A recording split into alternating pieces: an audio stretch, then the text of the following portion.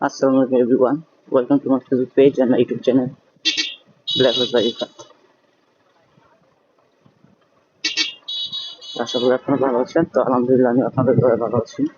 আজকে আপনাদের মধ্যে একটা বিষয় শেয়ার করব, সেটা হলো যে আমাদের সামাজিক যেই অবক্ষয় আবার শুরু হয়েছে, সেই বিষয় নিয়ে আপনাদের সাথে আজকে একটু আলোচনা করবো আর কি। তো চলুন আগে হাইরোডে উঠিয়ে দেন, আপনাদের সাথে বাকি কথা শেয়ার করতেছি। তো আপনারা ভিডিওটা কন্টিনিউ করুন।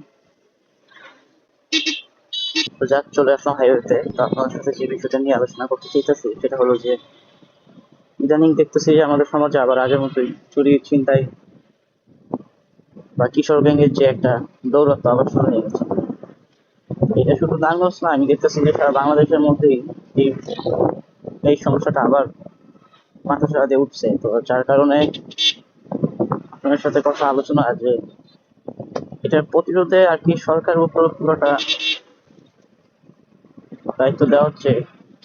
আমাদের সামাজিক দায়িত্ব আমাদের সবার আছে, কারণ আমাদের যে মসজিদ, মাদ্রাসা, মন্দির, গির্জা, যে সামাজিক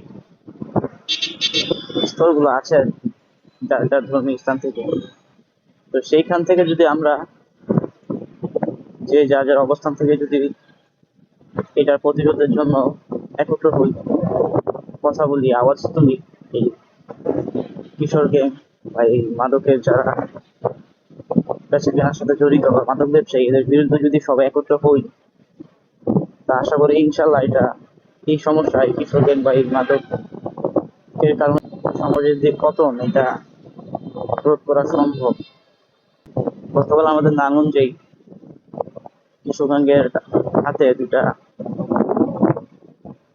ছেলে নিহত হয়েছে, যার মূল কারণই হলো যে এরা মানে অল্প বয়সী কিশোর গ্যাংয়ের সাথে জড়িত।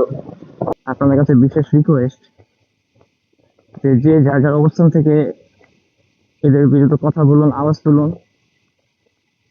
লাগলে পঞ্চায়েত কমিটি, পাড়া মহল্লার যেটা সবাই কথা আছে, তো আপনারা প্রয়োজনে সেইখান থেকে আওয়াজ তুলুন, কথা বলুন, এদের বিরুদ্ধে ব্যবস্থা নিন। ইনশাল্লাহ আমাদের সমাজটা আবার আগের মতো কিশোর গ্যাং মুক্ত, মাদক মুক্ত হয়ে উঠবে ইনশাল্লাহ।